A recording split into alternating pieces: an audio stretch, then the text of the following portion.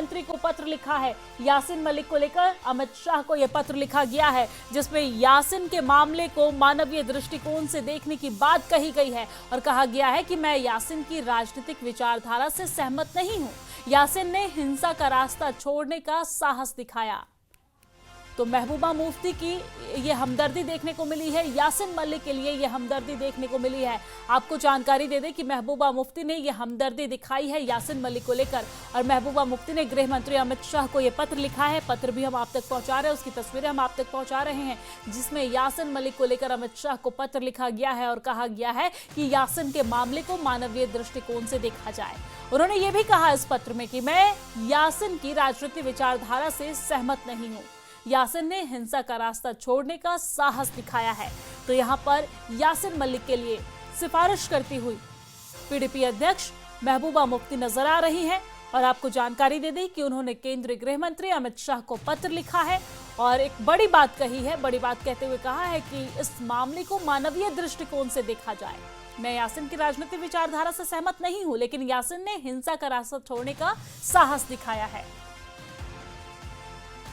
और इसी खबर पर ज्यादा जानकारी के साथ हमारे संवाददाता समीर भट्ट हमारे साथ फोन लाइन पे जुड़ गए हैं। समीर, जिस तरीके से महबूबा मुफ्ती के द्वारा यासीन भट्ट के लिए, आप देख सकते हैं यासीन मलिक के लिए किस तरीके से यहाँ पर हमदर्दी दिखाई गई है, इसको लेकर आपके पास क्या कुछ अपडेट है, क्या कुछ विस्तार से जानकारी है?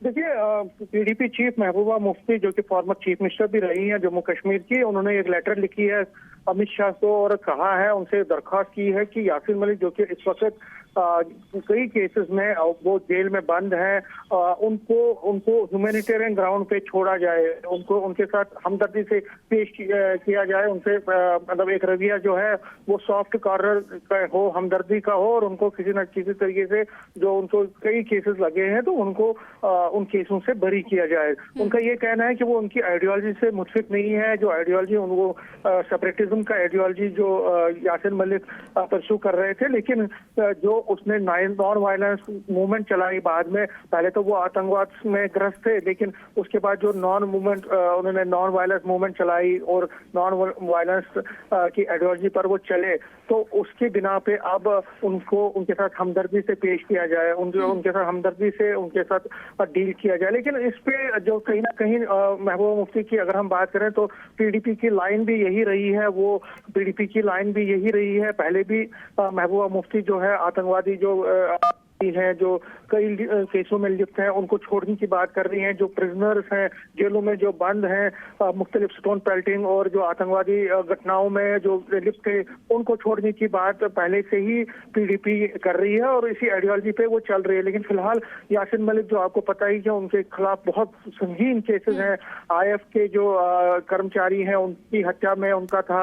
इसी तरह से बहुत सारे जो कश्मीरी पंडित हैं, उनकी हत्याओं में उनकी वापसी को एस्टैब्लिश किया गया है। तो इस बीच में महबूबा मुफ्ती जिस तरह से उनके साथ एक हमदर्दी का रवैया अपना रही है, तो कहीं ना कहीं बीजेपी इसको आड़े हाथों ले रही है और बीजेपी ये कह रही है कि जो दोहरा मापदंड जो है पीडीपी या महबूबा मुफ्ती बना रही है, ये देश के लिए खतरनाक है। उनका ये कहना है कि यासीन मलिक एक आतंकवादी है, उसके खिलाफ कई केसेस हैं, वो इस्टेब्लिश भी हो रहे हैं, और ऐसे सूरत हाल में जबकि लॉ अपना काम कर रहा है, कोर्ट में केस है, तो महबूबा मुफ्ती इस तरह से जो चिट्ठियां लिख रही है, इस तरह से जो अपील कर रही है, ये कहीं ना कहीं कानून और जो देश की सॉवरेंटी के खिलाफ है। तो फिलहाल इस पर राजनीति को खूब होगी।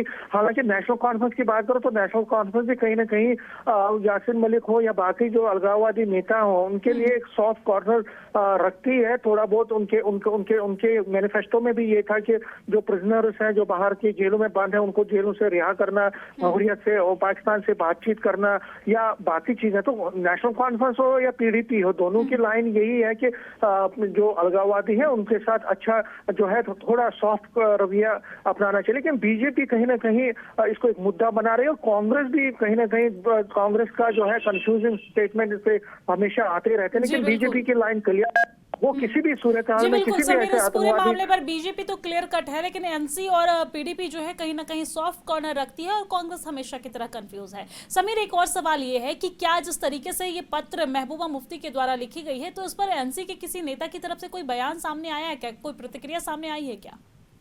देखिए, एनसी का मैंने अभी एक जो नेता है उनके फोन पे बात की, नाम लूंगा, लेकिन उन्होंने ये कहा कि देखिए हमारी भी लाइन है, कश्मीर से बिलोंग करते हैं। उन्होंने कहा कि हम भी ये मानते हैं कि जो यासिन मलिक हैं उन्होंने कई वर्षों से वो जेल में भी है और उन्होंने पहले आतंकवाद का जो है आतंकवाद को अपनाया था, लेकिन उसके बाद यही यासिन मलिक है जिन्होंने फिर नॉन वायलेंस की बात की थी। उन्होंने बैक चैनल में उनको जो है इन्वॉल्व भी किया गया था। तो अगर सरकार चाहे तो थोड़ा हमदर्दी का जो रवैया है उनके साथ रख सकती है, उनके साथ जो डील किया जा सकता है सॉफ्ट कॉर्नर से। लेकिन कहीं ना कहीं मैंने जिस तरह से कहा, नेशनल कॉन्फ्रेंस और पीडीपी दोनों पार्टी जो है वो ठीक है। समीर आप हमारे साथ बने रहिए, लेकिन आप 1 मिनट के लिए रुक जाइए। हमारे साथ बीजेपी के एमएलए जो है वो जुड़ गए हैं। आरएस पठानिया जी, आपका स्वागत है न्यूज़ 18 JKLH पर। सर, यहाँ पर महबूबा मुफ्ती के द्वारा हम देख रहे हैं कि गृह मंत्री को एक पत्र लिखा गया है और एक आतंकी के लिए यहाँ पर एक मानवीय व्यवहार के आधार पर उसके साथ सॉफ्ट कॉर्नर रखने की मांग की गई है और कहा गया है कि मानवीय दृष्टिकोण से इसे देखा जाए। आप इसे किस तरीके से देखते हैं? आपकी पार्टी इसे किस तरीके से देखती है? जी, यासिन मलिक, भारतीय जनता पार्टी का दृष्टिकोण तो एक होगा, लेकिन भारत की जो न्याय संहिता, भारत की जो कानूनी पद्धति व प्रणाली, उसके तहत यासिन मलिक आतंकवादी फर्स्ट और आतंकवादी लास्ट, बहुत ही संगीन, बहुत ही अपने आप में जघन्य अपराध, जिसमें मर्डर, किडनैपिंग, हर्ट और देश के खिलाफ बगावत करने के उनके खिलाफ ये चार्जेस है। वो दूसरी बात है कि एक इकोसिस्टम ऐसा था, एक ये जो महबूबा जी का जो ये लेटर है, ये उसी इकोसिस्टम, एक सॉफ्ट एक इकोसिस्टम की उपज थी जिससे ये लेटर निकल के आ रहा है। पर अब no soft attitude towards terrorism Bharat सरकार की और भारतीय जनता पार्टी की नीति भी है और रीति भी है। इस रीति और नीति को फॉलो करते हुए हम सख्ती के साथ इससे डील करेंगे। और जैसा मैंने कहा आपको कि बिल्कुल स्पष्ट आतंकवाद के विरुद्ध तब तक लड़ेंगे जब तक आतंकवाद बिल्कुल जड़ से मूल से उखाड़ न फेंके। जी बिल्कुल। आरएस पठानिया जी, मेरा सवाल ये है कि जिस तरीके से कोई भी पार्टी देश हित के लिए, राष्ट्र हित के लिए काम करती है, लेकिन अगर जम्मू कश्मीर के राजनीति की बात की जाए तो जम्मू कश्मीर में वहां पर जो एनसी की सरकार है वो या फिर पीडीपी लगातार यहां पर राष्ट्र हित से हटके वहां के जो लोकल अलगाववाद के जो नेता हैं उनको लेकर और आतंकियों को लेकर जिस तरीके से सॉफ्ट कॉर्नर रखती है, ये क्या कोई पर्सनल लाभ है या फिर आप इसे किस तरीके से देखते हैं? वोट बैंक की राजनीति है या फिर कोई पर्सनल लाभ है? देखें, एक ये इकोसिस्टम भी मैंने कहा आपको ऐसा था कि बड़े अफसोस की बात है कि गांधी जी के पवित्र और पावन नाम जो जब तक सृष्टि रहेगी उनके द्वारा एक दी हुई एक पॉलिसी, एक नया जो थ्योरी, वो पूरी दुनिया भर में अपने आप में एक उजागर रही। गांधी के साथ जिनको जोड़ा गया, ये अपने आप में बहुत बड़ी विडंबना है। इसको कंडेम करते हैं, इसको डिसाउंड करते हैं। और मैंने कहा यासिन मलिक टेररिस्ट हैं और टेररिस्ट ही रहेंगे, उनके विरुद्ध सख्त सख्त कार्रवाई सरकार करे। यही भारतीय न्याय कहता है, भारतीय न्याय पद्धति व प्रणाली कहती है। यही वो जो अफेक्टेड लोग हैं, यही उनकी एक मन की पुकार है। पठानिया जी, जिस तरीके से एक लाइन पूरे देश भर में इस वक्त गूंज रही है कि मैं रहूं या ना रहूं, देश रहना चाहिए, लेकिन एनसी और पीडीपी की तरफ से जिस तरीके से एक आतंकी के बचाव की मांग किए जा रहे हैं, आपको नहीं लगता है कि आतंकी के समर्थन में आने वाले लोगों के ऊपर भी कार्रवाई होनी चाहिए? इस तरीके का भी कोई संविधान बनना चाहिए? No soft attitude towards terrorism. हम आतंकवाद को जड़ से उखाड़ के फेंकेंगे। आतंकवादी का मतलब आतंकवादी, कोई no good terrorism, bad terrorism. हम सख्ती के साथ डील करेंगे और कमर तोड़ देंगे आतंकवाद की। तब तक न रुकेंगे जब तक आखिरी आतंकवादी भारत की मिट्टी से हम निकाल बाहर न कर दें, जब तक हम उसे न्यूट्रलाइज अपने सर अंजाम तक ना पहुंचा दें।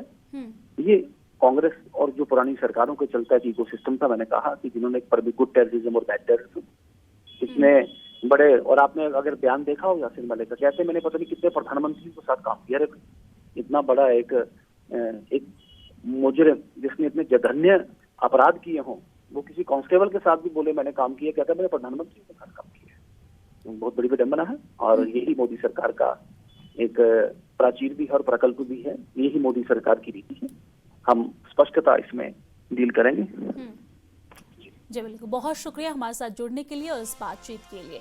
तो आतंकवाद के खिलाफ सख्ती से कार्रवाई होगी और किसी भी तरीके से कोई कॉम्प्रोमाइज नहीं होगा और आतंकवाद के खिलाफ सख्ती से कार्रवाई होगी और आतंकवाद का कमर तोड़ दिया जाएगा। और जिस तरीके से यहाँ पर आरएस पठानिया जी कहते नजर आए कि किसी भी तरीके से कोई यहाँ पर ये एक अच्छा व्यवहार है वो इसमें नहीं दिखाया जाएगा। और अब आपको बता दें कि बीजेपी नेता अमित मालवीय ने आतंकी यासिन मलिक को लेकर पोस्ट किया है, जिसमें उन्होंने कहा है कि यासिन मलिक के हल्फनामे में चौंकाने वाला दावा किया गया है। मालवीय ने पोस्ट के मुताबिक कहा है कि 2006 में यासिन ने हाफिज सईद से मुलाकात की थी। मुलाकात के बाद मनमोहन सिंह ने धन्यवाद किया। वीके नारायण के कहने पर की थी ये यासिन मलिक से मुलाकात, और ये दावे यूपीए सरकार की गंभीरता पर सवाल उठाता है।